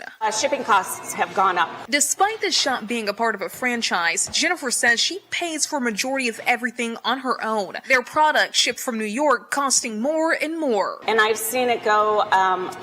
A pallet has gone up at over $100. So where it was costing me maybe about $600 for 2 pallets to ship down, it now costs over $800. That's on top of the added pressure of the economy causing less customers. It's not getting better, that I had to make some sort of move. Making a plea on social media to the community. What was the reaction from the post? Seriously brings tears to my eyes. I was here all weekend. We had nonstop customers coming in. Some customers who love their extra sprinkles saying they would be heartbroken if the shop closed. Close by, and it's very healthy, and well, it's good. Just like every small business owner, Jennifer is uncertain how long it will last, but hopes the business will stay afloat. She tells me that she is impressed by the sheer power of social media, and hopefully it continues to spread the word so they can see that more people walking through their doors. Reporting, I'm your West Orange County community correspondent, Tylisa Hampton. All right, time now to check in with meteorologist Jonathan Kegas, find out what's going on the radar, if anything, right now. Yeah, things are pretty much dying down from the few sprinkles we had out there, a couple of downpours earlier this afternoon, mainly right along the coast right now. We had a few just work their way through Poinciana. Those are exiting. We had the extra clouds today as expected as well as we shifted our wind back off of the Atlantic today, putting some of that extra moisture back over the Florida Peninsula. Rest of the evening should be pretty quiet again, just watching for a stray light shower to sneak on shore there. There's 9, 10 o'clock on your Wednesday evening. We're looking pretty good, and we get rid of those clouds that we had throughout parts of the afternoon anyway. As soon as the sun goes down, you're going to notice the skies clear up big time. You can track any of those downpours that are out there, and again, there's just about one hanging around Mims and Scottmore right now. That's going to head, those are going to fizzle pretty quickly. 4 or 5 o'clock tomorrow morning should be a nice, smooth drive into work weather-wise anyway. That's 11 o'clock on your Thursday morning. Tomorrow morning, we have a few of those puffy clouds bubbling back up with the heating of the day.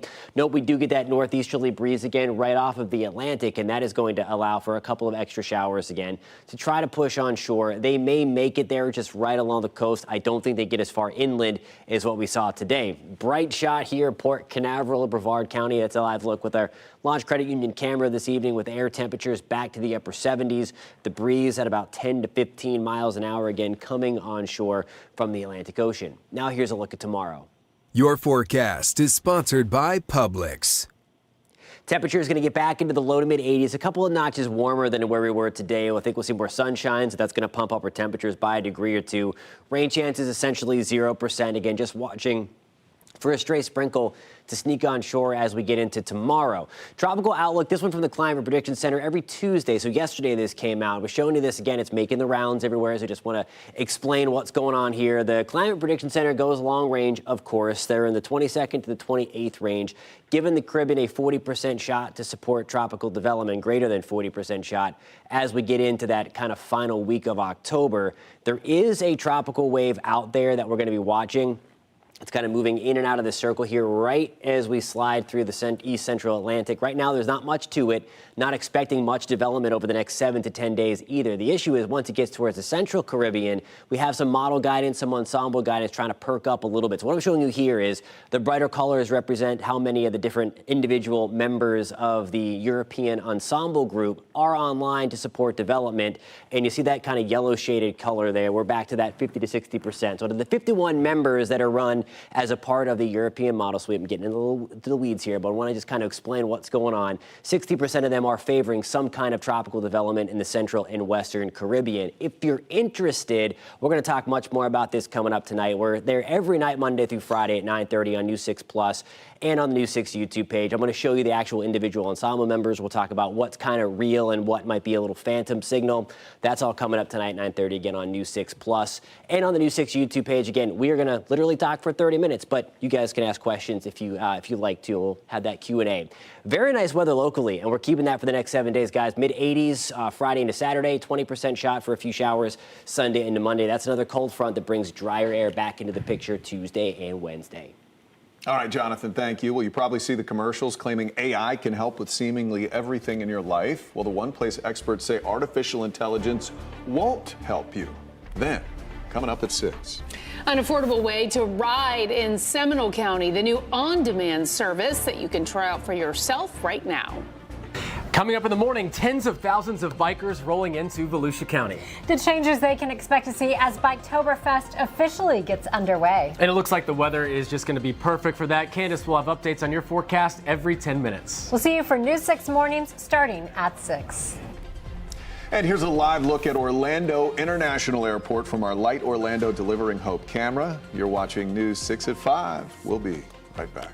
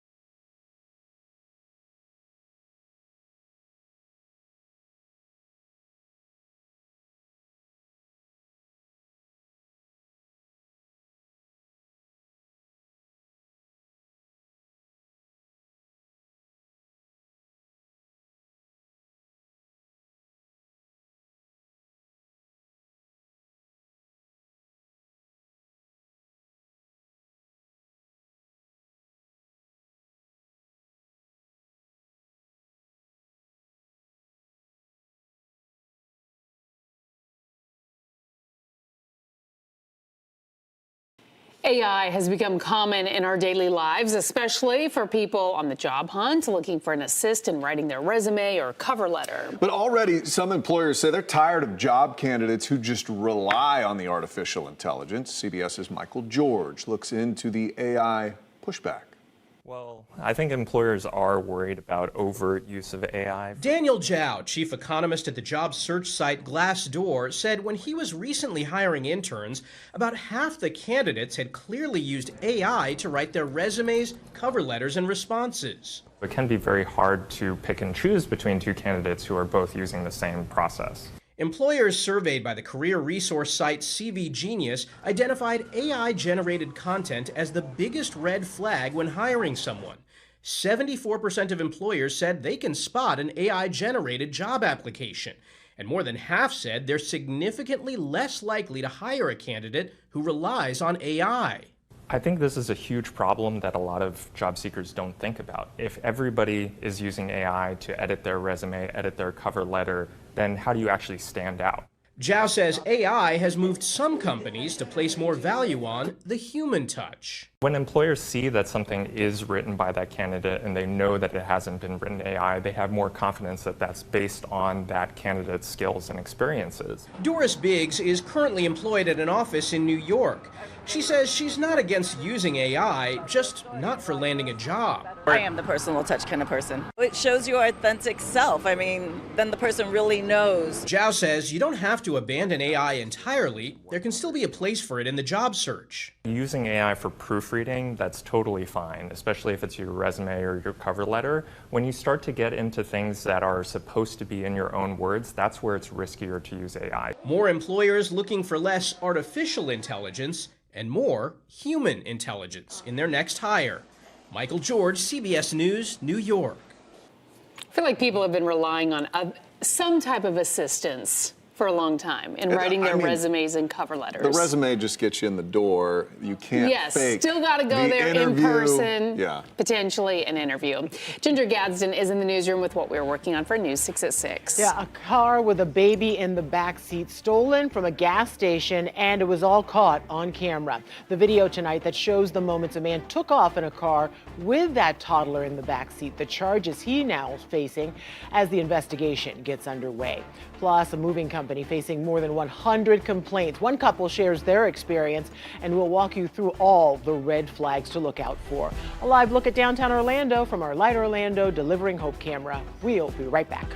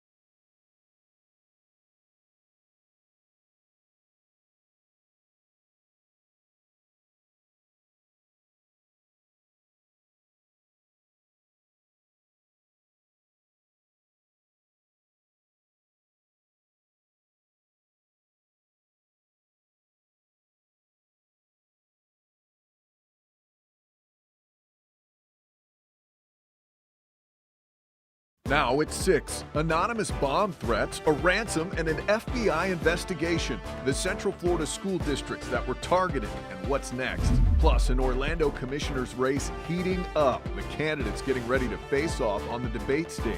And that's holding our furniture hostage. a couple threatened by movers if they don't pay an extra fee for their own belongings. The complaints from other customers and how you can protect yourself. News 6 at 6 starts now. We begin tonight with an FBI investigation underway in Central Florida after an email bomb threat was sent to more than 40 Florida school districts. Yeah, the message sent in a group email last night deemed to be a hoax. Nonetheless, it prompted a response from districts like Brevard County. That's where News 6's Mike Valenti picks up the story. When we met with a Brevard County spokesperson outside the district building Wednesday, we learned a little more about what was inside that emailed threat, including a demand for $1,000. It was a threat against schools in general. There was no specific school mentioned, and it asked for a monetary amount to not, take action. The suggested action, Janet Murnahan says, was the placement of bombs in schools, a threat that the Brevard County Sheriff's Office determined was not credible. We sent an email to all parents within hours of receiving it, an email to all parents, there's full transparency that we've received this hoax of a threat, so that parents, can make their own decisions. The other districts included in this mass email, Sumter, Marion, and Seminole. A spokesperson for Seminole says the email demanded payment in Bitcoin. Murnahan says that although Brevard district officials do not believe any danger exists here, they still ramped up law enforcement patrols outside their schools. What is it like, I guess, as an administration official trying to swat down these swatting calls? I think we're lucky here in Brevard because Brevard Public Schools and the Brevard County Sheriff's Office have such a close relationship, and that's what we rely on in these situations, their expertise. In response to our request for comment Wednesday, a spokesperson with the FBI said the Bureau is aware of the threatening emails, going on to say, quote, "The FBI takes all reported threats seriously and, as always, encourages the public to remain vigilant and report any suspicious activity to law enforcement immediately." Reporting in Brevard County, Mike Valenti, News 6. Well, caught on camera, a car with a baby inside, stolen from a gas station. Investigators say this guy right here realized there was a 1-year-old in the back seat. He put the car in reverse and brought the child back. But this could have been so much worse. Your Canaveral Groves community correspondent James Sparvero has the surveillance video of the incident. I'm shaking right now. It's scary. This is how a mother reacted emotionally when I told her what the Brevard County Sheriff's Office says happened here at this Sunoco at Canaveral Groves Boulevard and US 1. It was Tuesday morning when the Sheriff's Office says William Mullis stole a car with a 1-year-old inside. What is your name? William Mullis.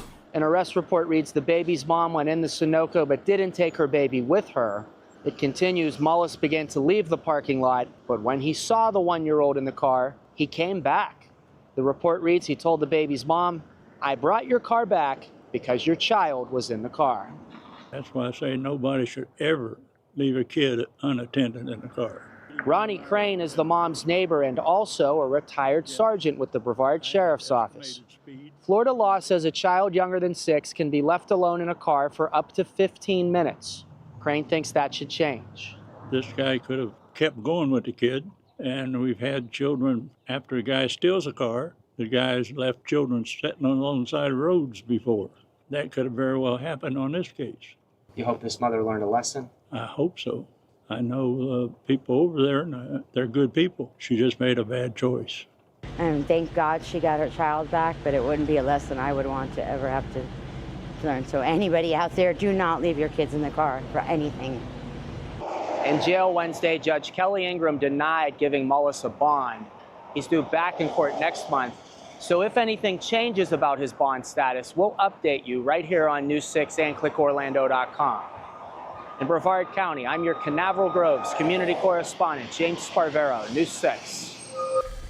All right, here's a live look over Daytona Beach right now. We're starting to feel... Are my eyes cloudy? I don't know. I think our lens is cloudy. Okay. Some clouds are out there. Overall, though, outside from a few showers here and there, another great day in Central It Florida. really was. Meteorologist Jonathan Kagas is here now with how much longer this is going to last this week. Yeah, you know, I think pretty much the better part of the week ahead. Next 7 days look pretty good. We are going to warm things up a little bit getting into the back half of the weekend. We're talking air temperatures right now into the mid-70s in New Smyrna Beach, 80 degrees in Kissimmee. Still feeling very nice in the Villages right now. We're at 79 in the Villages, 78 degrees in Ocala. And over the next couple of hours, again, any kind of shower that's out there is going to fizzle. We did have the extra clouds. You'll see this satellite picture turn dark. It's the visible satellite, but you get a little more detail and you can see the puffiness of the clouds. But you'll also notice as it starts to darken up, we lose the cloud cover. That's the heating of the day, helping to get those puffy cumulus clouds up. Those will fade through the evening. I think we'll keep things mainly clear tonight. Stray shower again tomorrow. I'll pinpoint all of that for you coming up at about 6:17, guys. All right, Jonathan, thank you. Well, developing now at 6, State Attorney Monique Worrell is once again demanding the State Attorney General James Uthmeier let her do her job. Yeah, Worrell sent the letter to the AG earlier today. In the letter, Worrell says, in part, some of Uthmeier's comments, both publicly and on social media, are dangerous and hurt her reputation. She also says he is interfering with her operations for his political agenda, and she is demanding him to stop and to work with her. Now, this is all part of a long, ongoing public feud between the two elected officials. Just last week, the two shared public jabs after the sentencing of a man who shot at his ex-girlfriend in a drive-thru back in 2022, with Uthmeier calling Worrell soft on crime on social media. Worrell called the video a political witch hunt to sway voters. Well, tonight we're hearing from the legal team representing the ex-girlfriend of Congressman Corey Mills. Her lawyer says she is disgusted over his actions. A judge issuing a restraining order against Mills, accused of harassment and cyberstalking. The Republican lawmaker who represents Central Florida is accused of sending threatening text messages when his relationship with Lindsay Langston ended last year. She's the reigning Miss United States and a GOP committee member. She claims Mills continued to contact her even after she told him to stop. He also, according to her, threatened to release nude photos of her. What I read and what I experienced firsthand with his conduct in our justice system was reprehensible. If his lips are moving, he's lying. It's just that simple. And the amount of intimidation, harassment, coercion that he implored upon Miss Langston to do nothing other than strike fear and try to control her. It's disgusting. Under the restraining order, Mills is prohibited from committing any violence. He also can't have any contact with Langston, and he's not allowed to make any references to her on social media. Mills denies all of these allegations. In Flagler County now, the sheriff's office says a 29-year-old man is facing charges after his 5-year-old daughter got into his THC edibles. Kajan Smith was arrested last Wednesday after deputies say he never called an ambulance when the child showed signs of intoxication. Deputies say the child was unconscious when she was admitted to the hospital. Now, she has recovered after 2 days in the hospital. Smith is facing child neglect charges. Former Orlando City Commissioner Regina Hill, ousted from office after a felony indictment, is vying to get her old District 5 seat. She's up against the interim District 5 Commissioner Shan Rose and veteran community activist Lawana Gelzer. So we want to give you some live pictures now of their debate that is about to happen any moment now. You see her speaking with someone in the audience right there. Our community correspondent Jarrell Baker is at the debate and breaks down what we can expect. Now, last time there was debate, there was a heated exchange, and we know that we have 3 passionate candidates that several in the community are split on. We were riding around the area and we saw several signs out there. So tonight could be a deciding factor for many living in this community. Now, Hill is still awaiting trial. Now, the former Orlando City Commissioner Regina Hill won elections in 2013 and 2021, but lost her seat after she was suspended by Governor Ron DeSantis last year. Now, she's accused of exploiting an elderly woman and using more than $100,000 of her life savings on personal luxuries. Hill says that she's innocent. The current commissioner, Shan Rose, a former city employee who replaced Hill in a special election, says that she's delivered on many projects since taking office, including affordable housing, road upgrades, and programs for seniors, kids, and the homeless. Also in the race, longtime activist Luana Gelzer, who placed fourth behind Rose in that special election. Now, she is currently using machines funded by a federal EPA grant to test air quality in Paramore. Now, she's worked on hurricane planning and environmental initiatives and more. Election Day is set for November 4th. And as I mentioned earlier, several people are still filling up the parking lot. Once again, this is something that a lot of people are looking forward to and looking forward to hear from their candidates. Unfortunately, Shan Rose just confirmed with me that she will not be here tonight. This will be the second debate that she will miss out on. Here in Paramore, Jarrell Baker, News 6. News 6 at 6. We'll be right back. Meteorologist Jonathan Kegas has a look at the forecast when we come back. And a couple says their furniture was held hostage by a moving company who demanded they pay extra money. What's next for the company after hundreds of other customers also complained? And it's the new way to get around Seminole County. It's a service we've told you about for weeks. We'll take you to the grand opening for Scout coming up. This portion of the news is sponsored by Advent Health, helping the communities we serve to feel whole.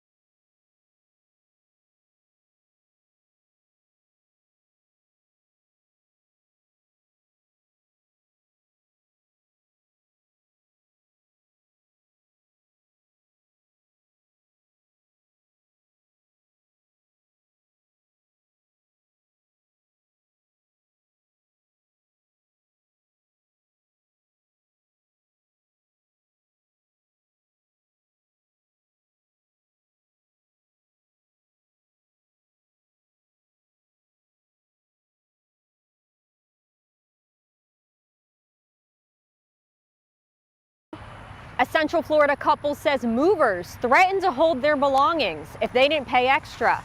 I'm News 6 investigator Erica Bergoglio, and for weeks I've been digging into this moving company, discovering a long list of complaints and even a ban from the state.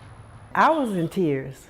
A 35-mile move for Gail and Clarence Hairston cost them $3,600 more than they were quoted. I said, that's holding our furniture hostage. He says, you can call it what you want. Yeah. you can't get it. We won't bring you your furniture until this is paid. The couple hired Today's Move movers to help them move from Ocala to Leesburg. The initial quote they received, $1,100. The Hairstons paid more than $900 in deposits, but then on moving day, they were told to pay thousands more or their stuff would be locked up in storage. So we had to get $36.22 and 56 cents in cash. Yes, ma'am. In 30 minutes. That was a gut punch. Their daughter sent them the money, but once their items were unloaded at their new home, the Hairstons found their furniture scratched, a table leg broken, and their dishes shattered. Today's Move Movers is part of Thompson Nation Holdings, LLC. Its address is listed as this office building along Silver Star Road in Orlando. When I went inside to speak with someone, the office was vacant. And according to this administrative complaint, it appears a state investigator found the same scene when he tried to hand deliver documents in July. Hi, is this Thompson Nation Holdings, LLC? When I called the number listed for Thompson Nation Holdings, a man told me the company was shut down. So who am I speaking with on this number? He refused to say who he was, then hung up. The Florida Department of Agriculture and Consumer Services has received nearly 200 complaints about Thompson Nation Holdings, as well as its 24 moving companies. This notice from the state says the business violated a slew of Florida statutes, including withholding goods even though the customer already paid. If someone is in that situation, what do you recommend they do? If you are in the state of Florida, you can contact the police. There are laws that protect you as a consumer. Holly Sammons is the CEO of the Better Business Bureau. If you are planning to move, Sammons recommends you get multiple quotes, verify the company's licensing information, and be on the lookout for red flags. If you were asked or expected to estimate the move yourself, how they expect you to pay? Are they asking you to pay a large deposit up front? Are they wanting you to send that to them for a payment app or paying cash? Thompson Nation Holdings is banned from moving any household goods in the state of Florida. The state also denied the company from renewing its license. And as for the Hairstons, they tell me they plan to go to small claims court to try to get that money back. We'll let you know what happens. Erica Bergoglio, News 6. Well, are you looking for a new, affordable way to get around Seminole County? The on-demand transit service, Scout, officially launches today. It's the county's new system that works like a rideshare service, basically. Riders can book trips through the Ride Freebie app or by calling instead of fixed routes. The drivers pick up passengers at nearby locations within designated zones. Those include Sanford, Lake Mary, Altamont Springs, and Oviedo. Fares start at $4 for a one-zone ride, $7 for two zones, and $14 for three or more. There are discounts for seniors, students, and short trips to the Sunrail station. Yeah, I am for anything that's going to make your way to get around town a little bit easier. Yeah, you hate to see a big bus empty. Yeah, you know? This is perfect. No question. All right, meteorologist Jonathan Kekes joins us now. Are we going to need the umbrellas for a little bit more rain on the way? Just right along the coast. I think that's where we'll keep it for the next maybe 30 minutes to an hour, and then we're going to watch things kind of fizzle out a little bit. We just have a few sneaking on shore. Had a couple of downpours south and east of I-4 as expected as we shifted our wind direction back off the Atlantic. That's why we had the extra clouds in our sky, a little bit more moisture for the heating of the day to play with, and that's where we got those puffy clouds to increase a little bit more. Here we go again, just through Titusville. Quick hitting downpour passed by. This is going to eventually head toward Rockledge and then trying to sneak back on shore for us in and around Scottsmore and Mims as these continue to work their way northeast to southwest tonight. Everywhere else we are dry and we're continuing to clear things out. If you're heading out tonight, don't forget, download that free News 6 weather app. Again, you can track the downpours. We'll get an alert if they're nearby. Certainly if there's lightning, you'll also get an alert. Not anticipating any lightning, not only for tonight, but really for the next week ahead.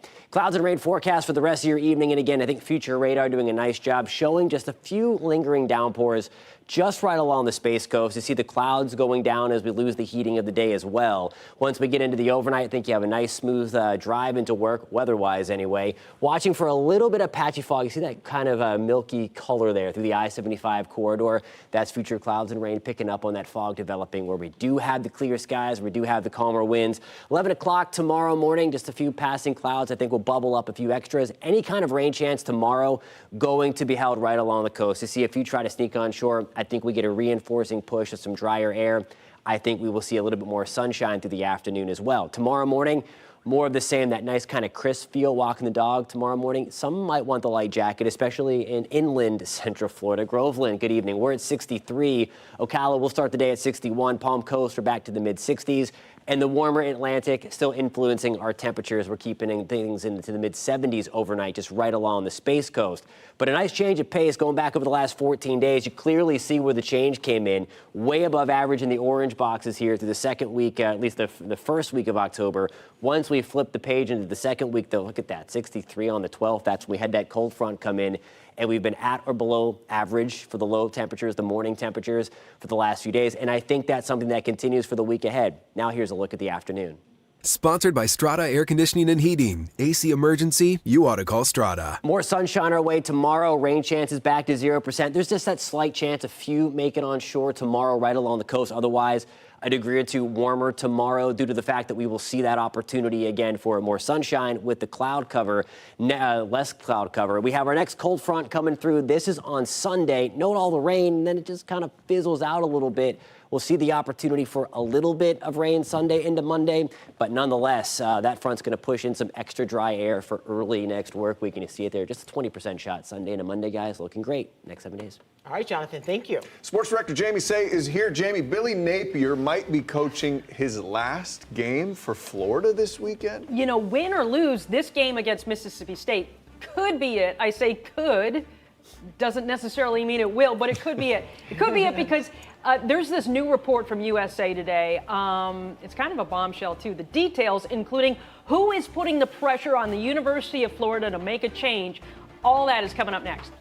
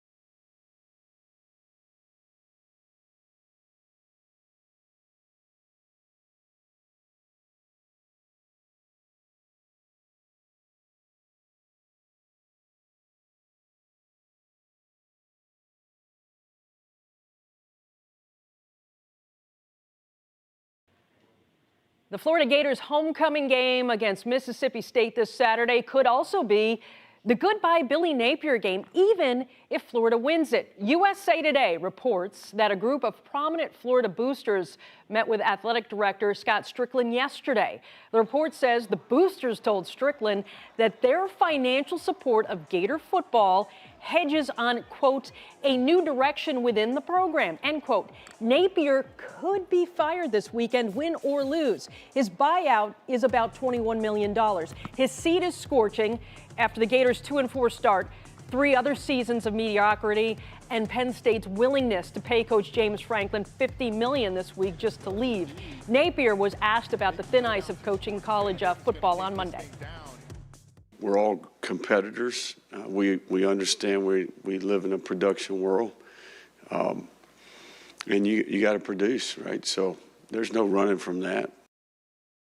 The Gators kick off against Mississippi State at 4:15 on Saturday. Bulldogs are 4-2, but 0-2 against the SEC. Their head coach, Jeff Lebby, is in his second year. He's not won a conference game yet, but if he gets his first SEC victory this weekend, then it's probably bye-bye Billy.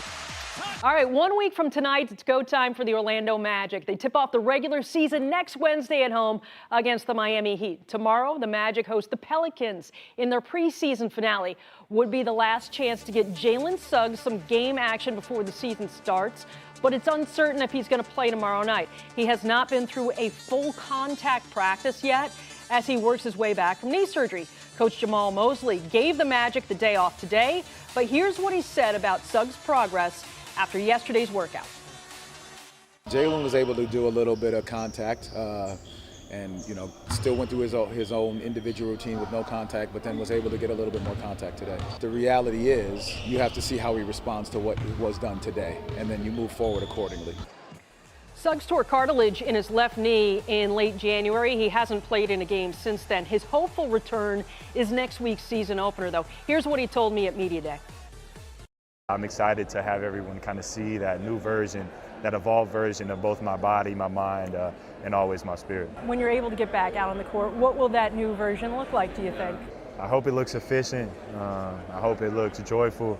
I hope it looks stoic and fully authentically Jay Suggs. Jay Suggs, all right. The NFL finally is tipping its cap to a Cocoa Tiger. Buccaneers quarterback Jamel Dean has been named the NFC Defensive Player of the Week for the first time in his career. Dean had an interception, a sack, a forced fumble, 4 tackles in Tampa's win over the Niners. Bucs 5-1. They visit the Lions on Monday night, and Jamel Dean is certainly a reason behind that success. The Bucs are a fun team to watch. They are this year. fun and they are good this year. Yeah, Everybody loves a winner. That's right. Not really fun watching losing. Right. More news coming up at 9 o'clock at clickorlando.com and the News 6 Plus streaming app. Until then, have a great night, everybody. Bye.